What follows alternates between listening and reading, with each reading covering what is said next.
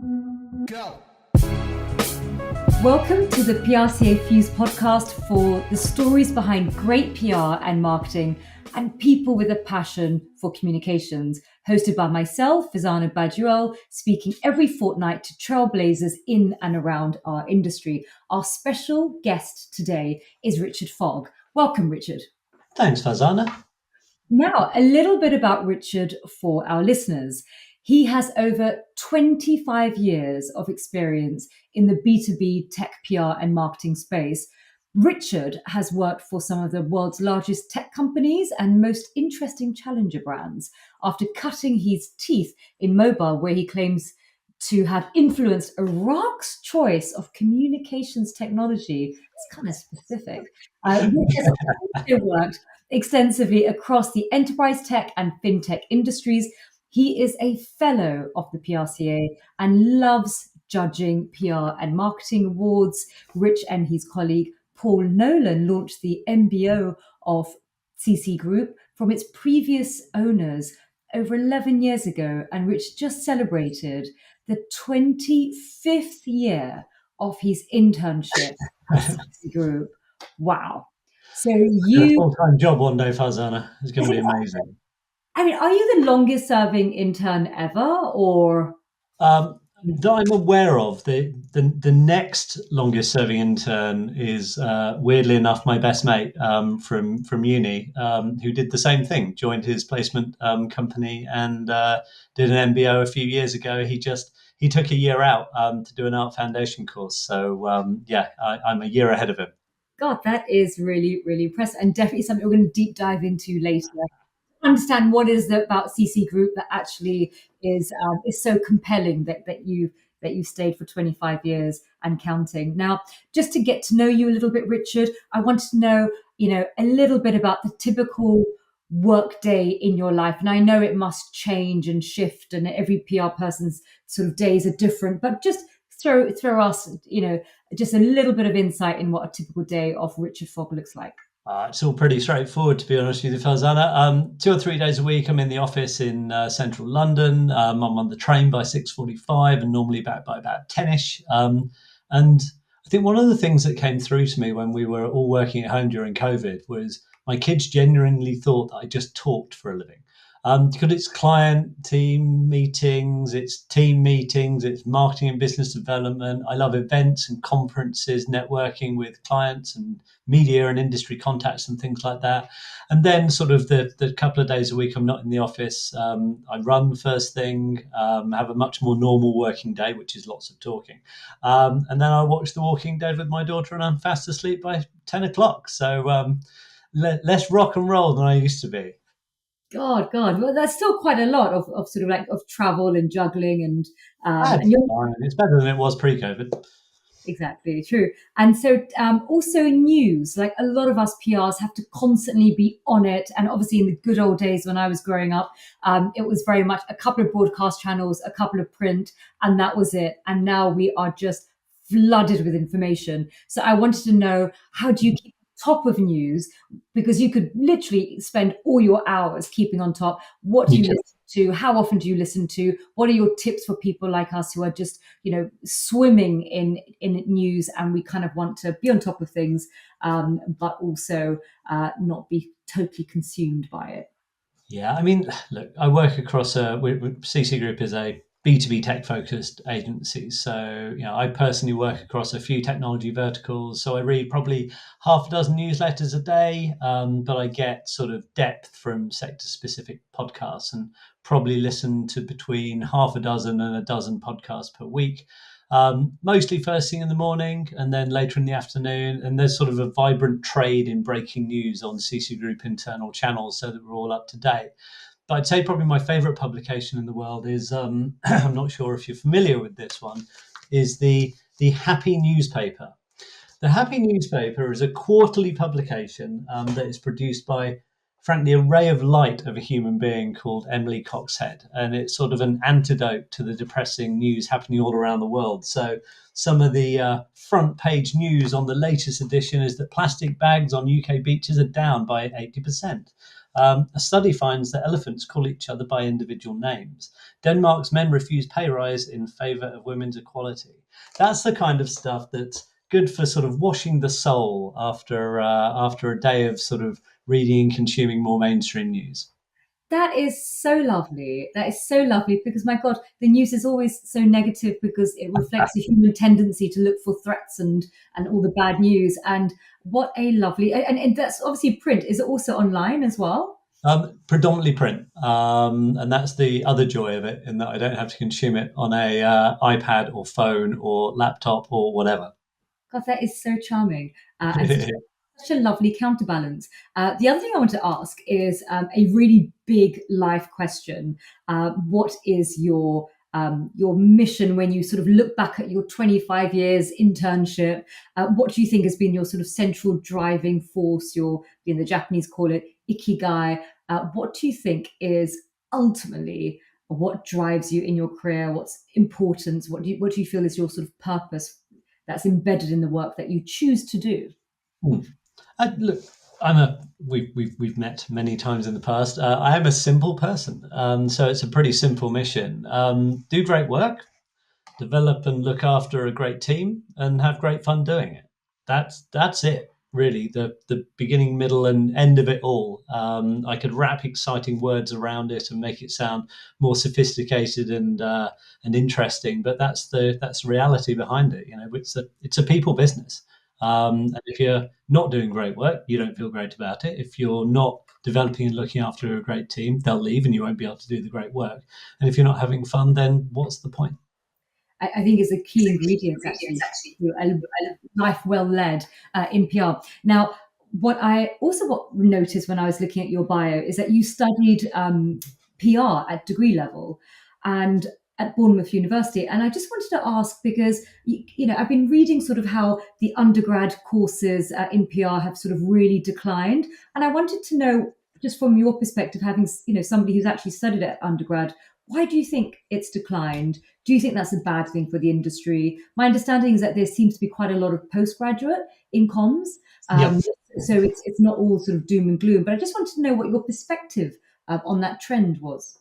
Yeah, I guess I'm one of the few people that didn't fall into PR. A guy called Simon Craddock came and gave a careers talk when I was 16 or 17 and sort of lit a fire in me and sort of led to me deciding that that was my future and that was my career. And sort of, if you fast forward, I think it was Richard Bailey, who's formerly of Leeds Beckett, did a podcast with PR Week recently, sort of not bemoaning, but sort of pointing out that there's one pure play PR undergrad degree course in the UK. And when I was applying for universities, 96, 97, there would have been about half a dozen. And then it really ramped up and there was a good dozen of them. I think there's one left.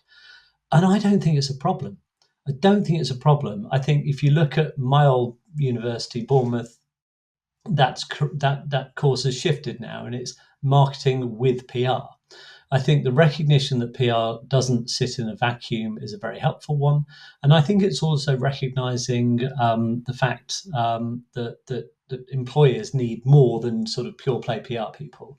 I was involved recently with a lady called Dr. Joyce Costello in helping to put together the sort of course outline for a PR oriented course at Cardiff Met. And what I loved about the course outline was that it wasn't pure play PR. There was a lot of sort of understanding of other marketing channels and things like that that are just critically important when practicing contemporary public relations. It's fantastic. I mean, I think half of what we do is, or more than half, is contextual. So you're absolutely right. Now, out of interest, if you're getting CVs coming in, do you look at somebody who studied PR with a different lens than somebody who has studied, I don't know, English language or history? It's hard not to, because we all have our biases and we all try and check them at the door, but we all have our biases. And if there's mid 30s of us in the UK, then I would say 4 or 5 of us have got sort of PR degrees behind them, and quite a few from Bournemouth, and that's down to relationships you had with lecturers who are recommending people, and we find those people perform incredibly well. So it's less about the degree and it's more about the person. But if the person's been recommended by a lecturer you trust, then guess what? You're a couple of steps further ahead. I don't think you need a PR degree to work in PR. I mean, you certainly don't have to have a degree, but I think it does give you an unfair advantage. And if you look at my degree course, it gave me an unfair advantage. I started my internship in 1999. But I think you find that it doesn't help dramatically in the early stages of your career, although you do understand the point in what you're trying to do. What really helps you is when you start hitting that management function, that management level, AM, et cetera, an agency side, you start to have a much better set of tools and experiences which enable you to get more involved in planning and strategy and things like that. So not essential. And, some of my colleagues are philosophy grads and, marketing grads and English grads and things like that. And they do a wonderful job. But so it can be an absolute help, but it very much goes down to the individual. And Richard, did you go straight from your undergrad at Bournemouth straight into CCGroup, which at the time was Company Care Communications? Company Care Communications, a sort of cacophony of poor names strung together. Absolutely, yeah. So I hadn't intended on joining Company Care. It was the time we were based in Reading, which is a sort of city outside of London. I grew up in Newbury. I was definitely going to spend my placement year, my internship year in London, blowing my student loan, et cetera, and sort of went in for a test interview because I'd only ever worked in pubs and cafes and things like that. And the idea of actually doing an interview was quite terrifying. So Company Care had sort of a relationship with Bournemouth for a few years. It had come down, done Meet the Professionals events and things like that. And I sort of went in for a test interview, went in on the sort of Friday, got on quite well done, got invited back in on the Monday and walked out with a job. So then had to live at home for a year. But it's okay because I blew my student loan on taking my future wife to New York for her 21st birthday. So the money was still poorly spent. And so tell me about, why did it change its name? What was the CCGroup like when you joined? Why did it change its name? It was rebranded. Because Company Care Communications is a terrible name. Let's start there. You don't typically think about it when you work in the company. It's the name is the name. It's when a few clients had been moaning at me for a few years that it was a terrible name and they didn't think it did us justice. Long story short, I'd been making sort of, suggestions to the board and to the owner that we should change our name because it didn't really represent us and no one could ever say it properly. And, we had spelling issues and all of that kind of stuff. But the owner at the time, a guy called Ian McCann, was quite set on it, understandably. It sort of, effectively became his name above the door. Then one day we had a knock on the door at our Reading office, and I opened the door, and there were 2 agency nurses standing there, and they asked if there was any work going in the old people's home. And I said, what do you mean the old people's home? He said, it's Company Care. This is presumably a care home. I was like, hold that thought. Went and got the CEO, dragged him down. There are some ladies at the front door to meet you. What's this about? I don't know, but they're here to see you. 5 minutes later, he walks back into reception, gives me one of those looks and sort of acquiesces that maybe we should consider changing our name. So so who was the founder of? Was it the founder was a lady whose name I've completely forgotten. I've met her once. It was sort of mid 80s, bit of a local sort of agency. We worked for local solicitors and engineering firms and stuff like that. And then a guy called Ian McCann joined from an agency called Charles Barker, which is now sort of part of the Weber. It's basically the Weber Tech team. He bought his way in, wanting to leave London and raise a family, et cetera, et cetera. This sort of the founding, and then a guy called Kevin Taylor came along, and sort of they built and ran the company together for many years, and it was a great place to work. but it was very much a lifestyle business.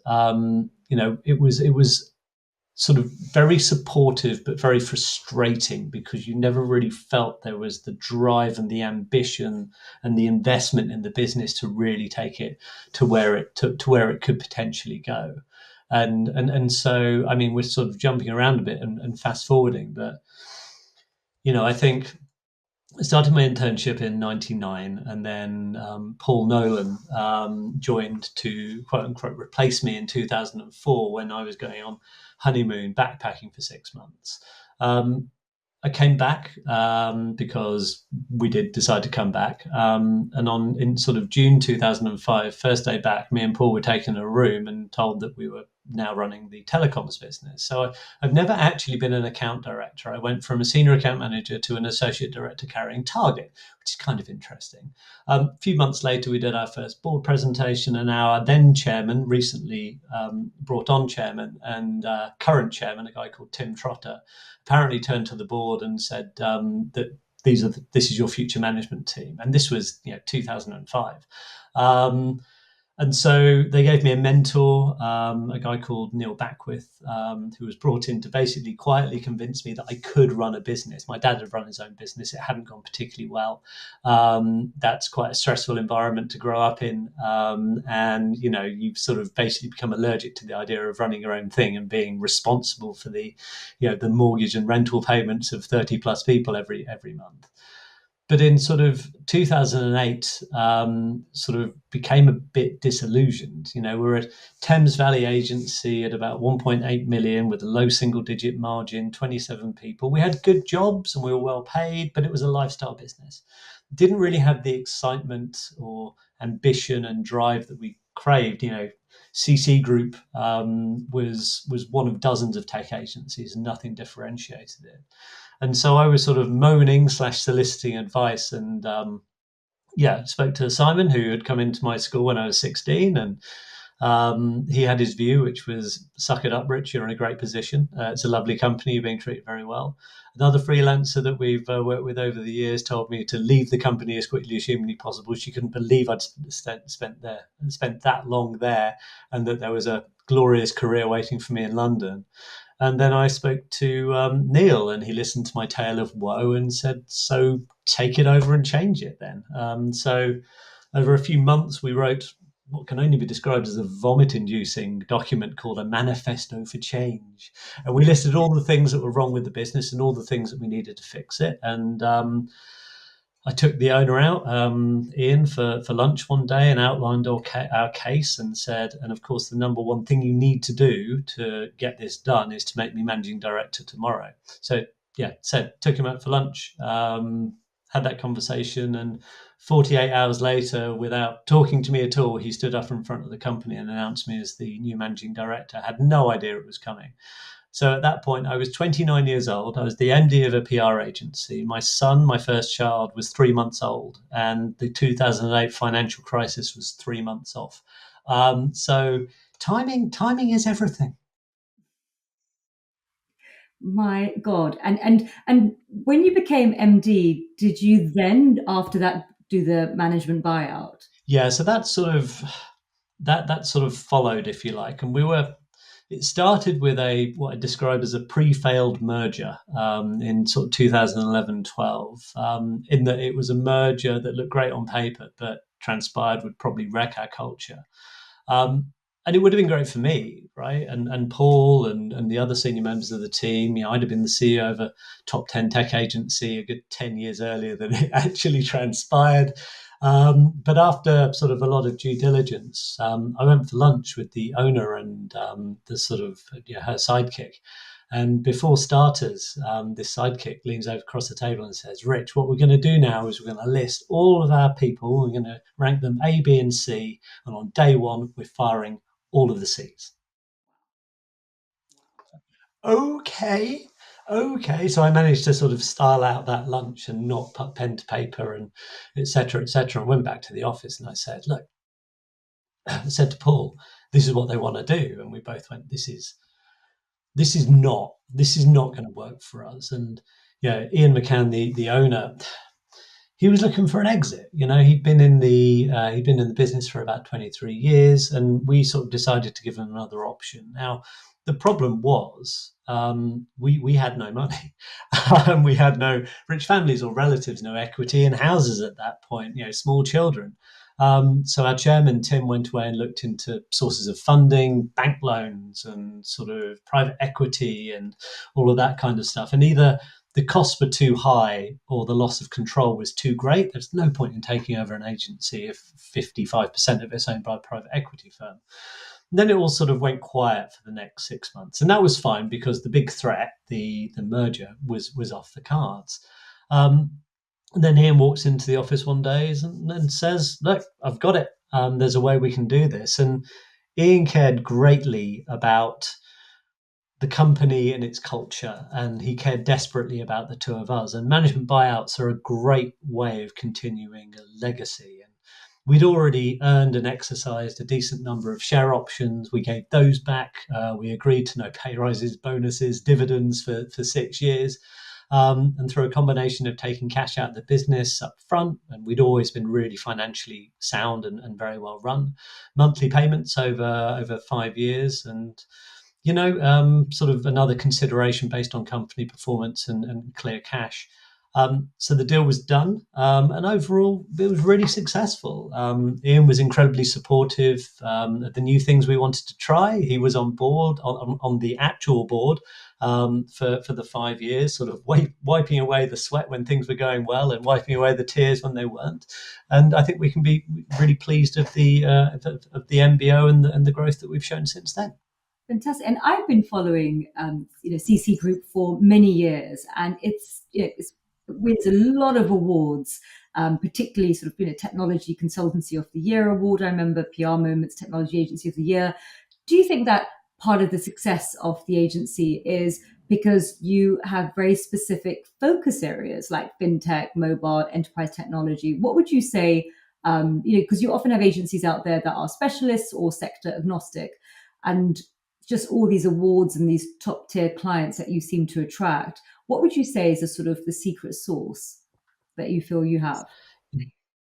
You sort of pointed out a second ago, Farzana, that deep specialism has been everything to CC Group's positioning. We're a big bunch of geeks, basically, that understand the tech and the markets our clients operate in to a really, really deep level. And I'd always thought that was sort of the secret sauce. But a few years ago, as a result of an email from Mark Lowe, your last guest, I ended up on the Goldman Sachs 10,000 Small Businesses program, which is basically a micro MBA, and we'll get back to as to whether I'll ever forgive Mark for that email.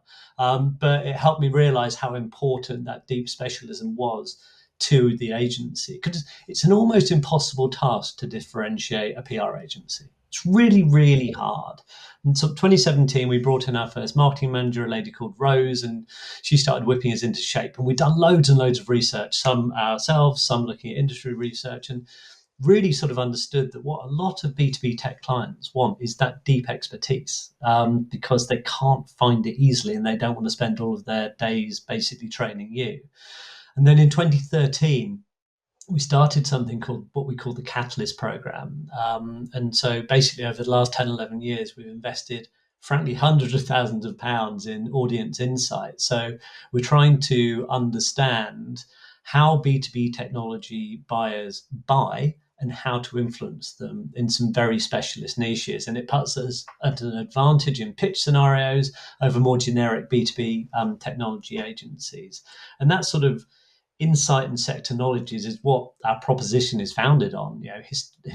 Holistically, we're a B2B tech agency, but then we're really a telecoms agency, a fintech agency, an enterprise tech agency, a cybersecurity agency.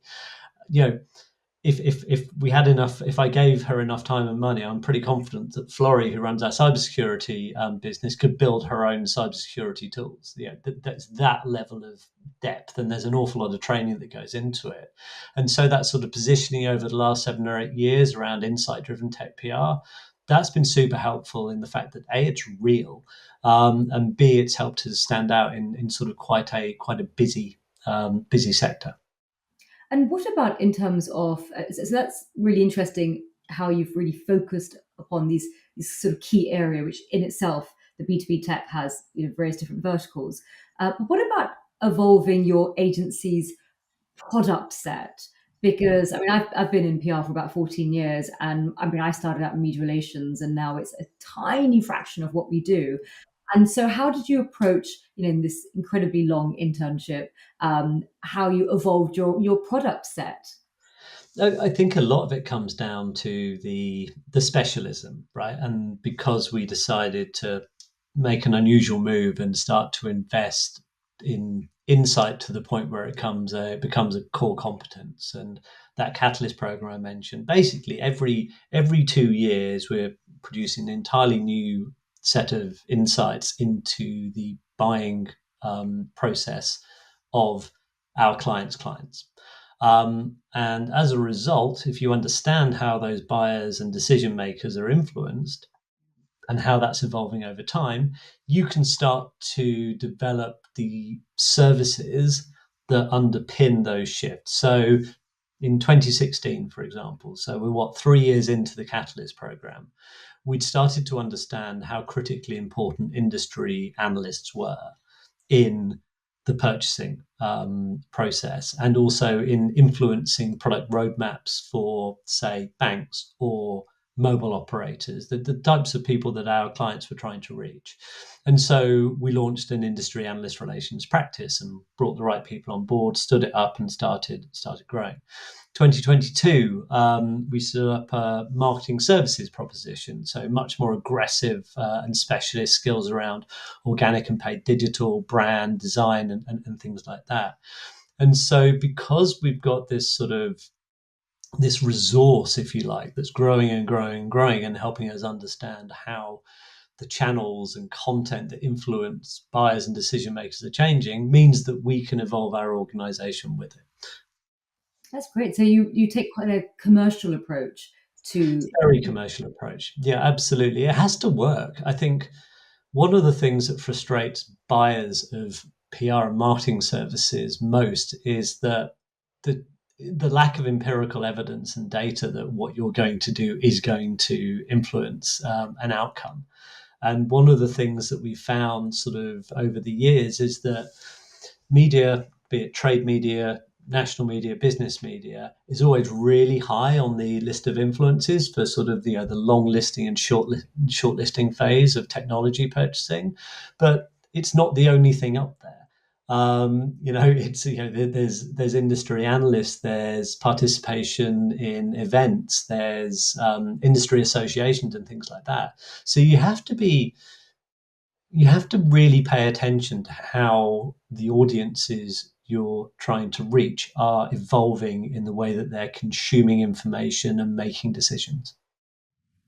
I think that's brilliant because a lot of I think agencies in our profession, they're often criticised for their lack of commercial awareness, and the perception is that sort of the marketing folk are much more on it. They've got better access historically to data, and Yeah, for us, yeah. access to data has been relatively recent, and we've almost lost our way. Where the sort of the godfather of modern PR, Edward Bernays, it was really sitting on top of sort of psychology because his uncle Yeah. was Freud, and we've even sort of lost our way in terms of psychology data. Obviously, we didn't have until very recently, I but don't it's know. I don't know if I agree with you. I just think this is an industry that lacks confidence, which is kind of amusing. Because if you read our trade press, which is where a lot of us are influenced from in terms of understanding the state of the market, because we are storytellers by trade and because we know that bad news sells better than good news, we create and conjure these sort of ridiculous tropes that, PR agencies can't do this or the PR function can't do this. Absolute rubbish. We've had the same access to data that marketers have had for as long as they've had it, right? They're not hiding it.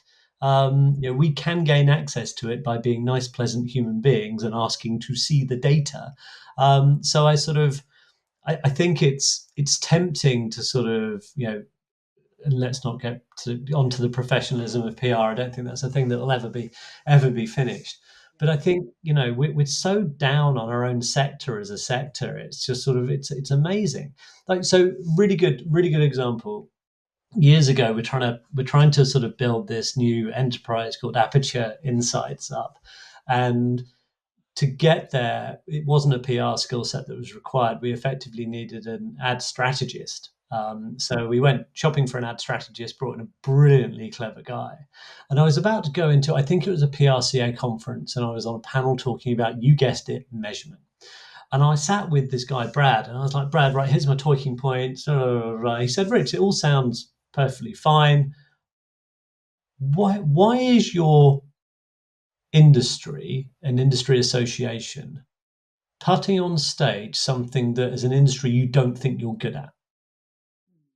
Because if there are buyers in that audience, are they going to be more or less confident about your ability to deliver if you stand on stage kicking yourselves? And it just sort of, it's one of those moments like, yeah, we do that, don't we? And we really shouldn't, because actually, the power of PR is proven again and again and again and again. We can get the data, we can get the insight. That's not a problem. We just lack it. I think we lack confidence as an industry. It drives me nuts. But do you think it's also lacking in budget? Because I remember when I first started out, the marketing teams would have huge budgets and we would have a little tiny, we were like an afterthought. We weren't there at the table at the strategy phase. We weren't asked to sort of input at the strategy phase. And often the budgets that the PRs would get would just about cover the delivery component with no time allocation for research strategy, let alone measurement evaluation. And so so perhaps I mean, part of it was obviously confidence, but perhaps part of it was also budget. Because I remember I really wanted to work in PR programs where I had that time for the research and the strategy and the evaluation. But then when I looked at the budget and I converted it into hours, I was like, with this time, Literally can't do it. just I'm just not. writing and picking up the phone. Yeah, no, absolutely. I think that is the case. If you just stick to your knitting, and if PR just sticks in its sort of quote unquote lane and just focuses on earned media, then yes, by definition, we're going to have very small budgets because we don't even get involved in the planning of it and things like that. You start to evolve the product that you have to include more strategy and consultancy and data and analytics and things like that. You start to have a different conversation. But also, if you rock up and are quite comfortable saying, actually, yes, this is the media is one channel, right? It's one channel to market, and it's an important channel, but we also have to think about these channels as well. And it's when you start getting into the more integrated work that the budgets really start to rocket, and you start to get budget actively set aside for the sort of strategy and measurement and evaluation and data and analytics that enable everything to sing more aggressively and be more successful. Now, you mentioned earlier Aperture Insights. Is that part of CC Group? It What is was how I miss thee. Um, over the, One of the things we've been trying to do over the years is sort of intentionally experiment. And you have hits like analyst relations and marketing services, and you have misses like Aperture. The idea was this was a B2B insights business, harnessing data, behavioral science, strategic best practice to transform sales and marketing performance. And there was a real need in the market, real desire from clients of all sizes. And we built this. I went through this amazing process working with a consultant, like literally sprints. In a week, we build product, cost product, present product, and iterate. And we did that a couple of times. Decided, had a big sale at the end of the first sort of major sprint, and then sort of doubled down on it. And we built sort of a great product set. We had an amazing support ecosystem working with behavioral psychologists and some rock star data people that nowadays, all right, they're just data people. But at the time, this was it was mind blowing. And it failed. It failed. We were pitching, I think, in 1 year. So we brought this guy on board. We'd had some early success, brought a individual on board to run it. He was well up for it, very, very good at his job. We submitted something like 50 proposals in a year, and I think we won 3 or 4 pieces of business. And the lesson was that we went too far away from PR because there was no defined budget for B2B insights. You look at consumer, They spend a lot of money on insights. In B2B, they don't. As a result, there's no defined budget. As a result of there being no defined budget, you either have to knock something else out, which they've already committed to, and some there will always be already be an owner for, or you have to wait until the next budgeting cycle. So it was you learn, right? If you don't win, you learn. And we pushed a bit too hard, a bit too soon, and we needed to be a bit more patient before investing. Now, we probably let it go on for another sort of 6 months longer than it really should have done. But I'm sort of I kind of couldn't let it go. But luckily, we've got a wonderful CFO who effectively tackled me to the ground one day and said, "Rich, this isn't working. You know it's not working." And I think we've let it go as far as we can, and we've been through an entire budgeting cycle, and the budget that we were promised is not there, or doesn't look like it's going to be there. If they come back, we can stand it back up again overnight, no problem at all. But yeah, so your lessons learned. Brilliant idea, excellent idea. Doomed to fail because I hadn't quite understood the market dynamics.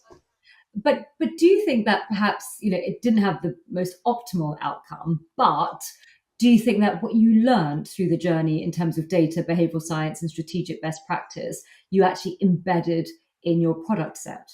Oh, of course. I mean, not to the extent that we wanted to. And last year we launched a sort of data and analytics proposition that is much more sort of, it's closer to the sort of core business of CC Group in terms of the sort of integrated marketing piece.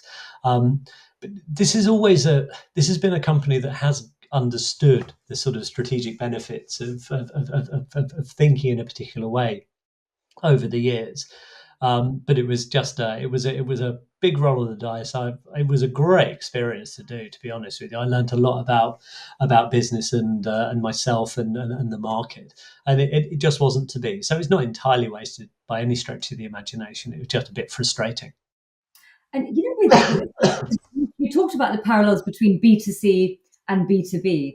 And I remember sort of starting out, and obviously everything was very focused on sort of consumer, and B2B were like, we don't really have to have consumer grade communications.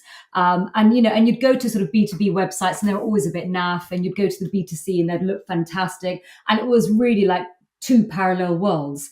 Do you think B2B industry has got the memo now that they need to step up?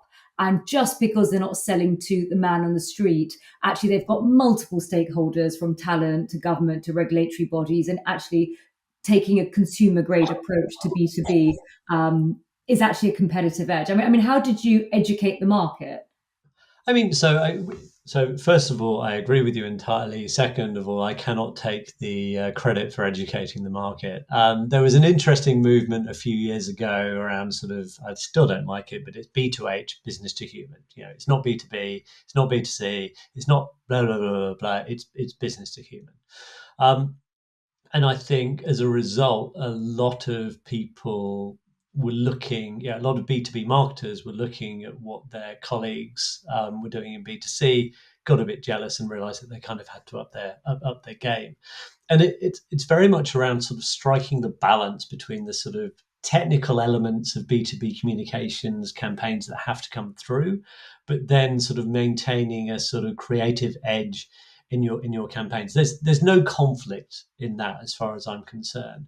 But first of all, you really need to understand the communications context, your audiences, the industries, the dynamics at play, because the stories you tell have to exist within that context in order to be relevant. And then, simply put, the story you tell has to either recognize that context or challenge it, offering a sort of novel alternative solution. And the creativity has to be grounded in that. And that's when the magic starts to happen. And that's why we found that, deep specialism is really important to us. And I think there is just, there's more confidence within the B2B marketing community now, more leadership being shown around the importance of creativity in B2B. But it's probably not going to quite look like creativity in B2C. It's about the clever ways in which you solve particular problems. So I'm just on your website at the moment, and I'm looking at your careers page, and I just wanted to have a look to sort of glean what does culture look like at CC Group. And the first thing that I see is you have the blueprint. Mm. Could you tell us a little bit about what the blueprint is, why you decided to go for it, and what value do you perceive in going through the process and having the blueprint? Well, first of all, props to you and your team for launching the Asian Communications Network. It makes my heart sing. Look, I'm a white cisgender male, the wrong side of 40. And I think, other than the continued headlines from the PR industry and the PRCA pointing out the complete lack of diversity within our industry, I wasn't really aware of how that manifested until I went to, I think it was a Provoke EMEA summit, when I saw the phenomenal Elizabeth Bananuka take the stage and just tear everything apart. Quite an impressive thing to see. And I think the thing I took away from that is that if you don't think there is a problem, you are the problem. And I did your classic sort of, see above white middle-aged man type thing, and dropped Elizabeth a line afterwards, and said to her, "We are terrible at this. I now understand why we need to do it. I get it. Like, the stars have aligned." And I wrote our first diversity strategy, and now I look back at it, and it was supremely embarrassing. But one part of it was, whatever BME PR Pros does, we will support it. Awards, the ZEC program, blueprint, etc., etc., etc. We will support it. And what the blueprint is effectively the gold standard from a DEI accreditation perspective, specifically in relation to the PR industry. There are, I think, still only 10 or 11 fully blueprinted agencies in the world. Sorry. There are a handful of allies, and we were first an ally and then stepped up. And it is a root and branch review of you as a company. And ignore the DEI section aspect of it for a second. This is about being a good company, a good place to work, where you're treating people with care and respect, but you're also being objective. You're sort of stripping out the subjectivity from job roles, promotions, bonus schemes, etc., etc., etc. So you're making everybody understand exactly what it takes to be rewarded in whatever way it particularly is. So it's really, really difficult to get. We're now sort of effectively examined every 12 months. So that's been a change. It used to be every 2 years. So if it wasn't for Laura, our head of talent, and Paul on the ops side of things, and until recently Katie DeCosa, we'd really struggle on that, because you have to show receipts for everything you're doing. But it's sort of, we've made vast progress. We're sort of, I think we're 31% diverse at the moment as an agency. We're still getting people into more senior roles. So we're what Elizabeth would laughingly refer to as sort of a Guinness agency, when it's sort of quite white at the top. But things are happening. It's a long journey. It take time to get there, because people, have to develop in their careers and things like that. But yeah, making progress on gender and ethnic pay gaps, and yeah, it's really hard work, but it's we always had a really strong culture. Like, certainly pre-COVID, it totally carried us through those awful early months when we were all stuck at home. And then, of course, you get back, and then you start thinking about, what is this company? What does it mean to work here? And actually, Blueprint and the ZEC and BME PR Pros has become just a central plank of that. And I'm frustrated that more in the industry haven't gone for that accreditation yet, but I'm hopeful that people will. So, there are some incredible initiatives in the industry. You've got, people like us. I think Shiraz Gulzar is behind that. It's Um, amazing.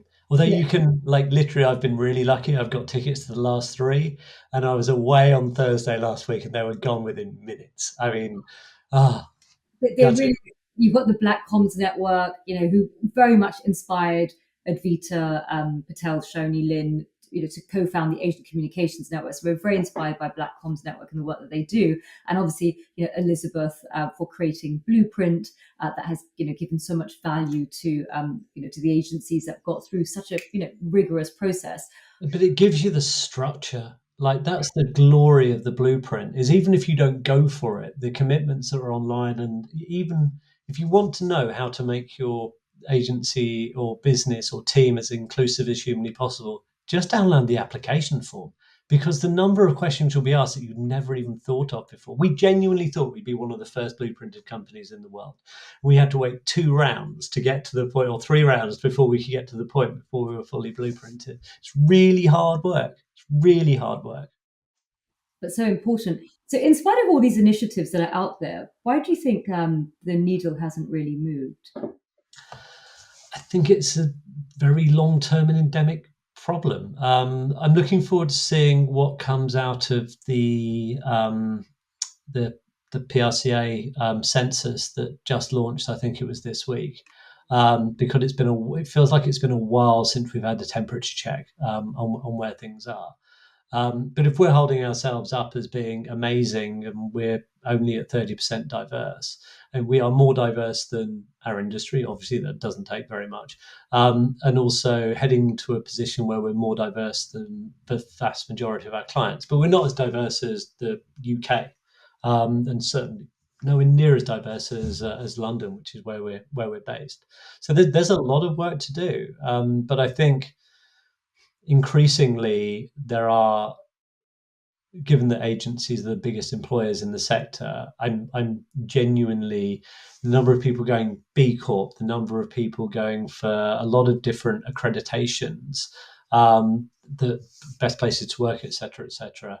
That's when you start to see the movement. It's become sort of embedded in the industry. We do need to keep ourselves honest, and we do need to keep, we cannot accept the status quo because it is not good enough. But I think there's a lot more people working on it for all the right reasons now than maybe there were sort of more performatively, a few years ago. Yeah, so it's sort of more deeper critical thinking, and also I'm optimistic. Yeah. Do you also look at diversity through sort of other lenses? So not just ethnic, but gender, socioeconomic, regional, as well. Less so regional. Neurodiversity is a very big area of focus for us. I think we're up to about 10% of CCGroup with sort of defined neurodiversity. In fact, it could even be 15, approaching 20%. And then, any listener is very welcome to make their guess about me. But you are looking right here, Farzana, at sort of undiagnosed ADHD, if ever I've seen one. So I think it's sort of being comfortable with that. We've done a lot of training, and people are if you've got sort of diagnosed conditions or suspected conditions, and there are particular ways in which you work with people. It's written briefs and instructions, deadlines broken down into particular steps and things like that. It's not rocket science by any stretch of the imagination, but you have to embed that in the culture of the organisation. And you think, like you mentioned, that ADHD may be, maybe an area that you're undiagnosed with. Do you feel that's made you quite sympathetic to other neurodivergent thinkers? And also, I wanted to just know a little bit about how you approach having, if you do have ADHD. I'm not sure if it's diagnosed or not. But has it, I don't know, has it sort of changed the way that you approach running a business? Not change rather, but do you think you have a different lens on running a business? And do you have to manage your time in a certain way and break down the work that you do in a way that's conducive to the way that your brain works? I can understand the benefits in doing so. So I am undiagnosed, but my business partner Paul was diagnosed, I think, last year, and has been very out and honest about it, and sort of, he's got it much more intensely, let's say, than I have. He's medicated, etc., etc. I'm not at the point where I need to sort of go through that. My daughter has quite extreme ADHD, which has created lots of interesting experiences for me. You're always more sympathetic to something that you've been more exposed to. I think when the sort of mental health sort of wave of attention happened in PR, I'd had personal experiences which 5 years beforehand I wouldn't have understood the importance of it. But having had personal experiences with challenges around mental health, I was therefore immediately more receptive to the idea of the lunch and learns we did, of the sessions we were running to try and sort of help people normalize the conversation around it. And it's the same with neurodiversity. I still think the sort of, the national averages are projected around sort of 4 or 5%. Well, we're at least double, if not triple that, at CC Group, and I think it manifests much more in the sort of creative industries than you'd find in maybe others.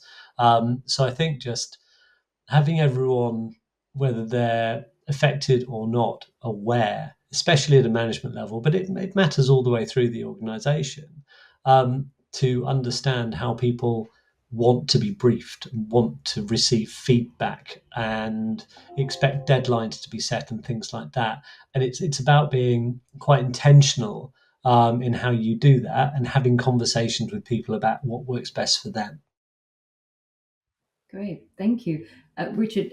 Now, I wanted to move to the quickfire phase, where I ask you a whole bunch of questions, and please do bear with me. The first question will be, who is the communicator you admire the most, past or present? I'm going to go boring here. David Attenborough, one of the strongest communicators ever and a national treasure.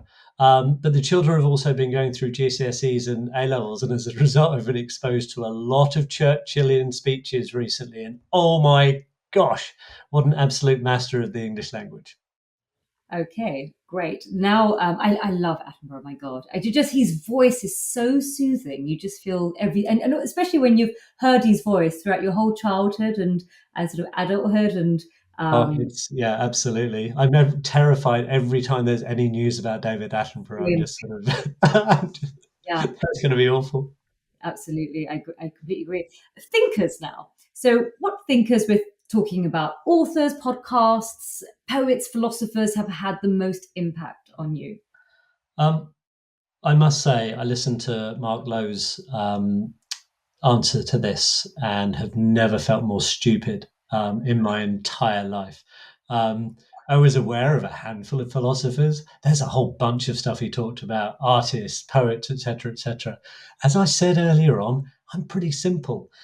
Without doubt, sort of one of the thinkers that's had the most impact on me, certainly in the more recent years, is a guy called Professor Scott Galloway, or Prof G, is his sort of brand, sort of thinker, author, podcaster extraordinaire, at the sort of intersection of technology and media and education.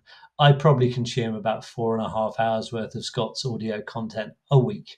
Not to understate it at all. He's brilliant. He is. I've heard some of his sessions, and he's just so insightful and such a great communicator as well. Now, career advice. Imagine that intern stepping into the office. What career advice would you give to your younger self? I'm going to have to steal something from Prof G here. You can have it all, but you can't have it all at once. Most people can't progress super fast and work a 9 to 5. Some can, but they are the exception. I wasn't talented enough to do it. I worked my butt off in my 20s and my 30s to get to where I've gotten. I'm still posting the highest overtime in the company. It wasn't expected of me. It's not expected of me. I do not expect it of others, because it should be a personal choice.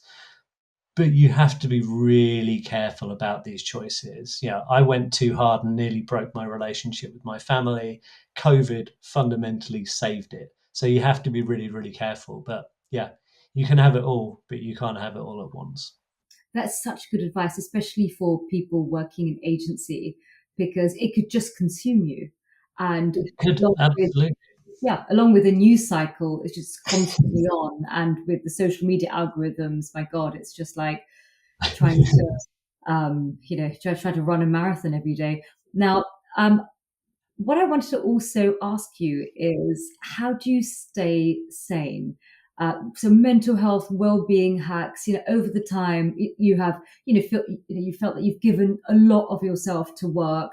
How do you set boundaries between yourself, work, play, family? How do you carve up your time? How do you make sure that you keep a check on yourself? You mentioned earlier that you do a lot of overtime, the most in your company. How do you police yourself? Well, first of all, thank you for suggesting I'm sane. The second thing is that I won't declare my own overtime in last month, but the next person had 7 hours of overtime for the month. So I don't want to suggest that CC Group is an overtime oriented place.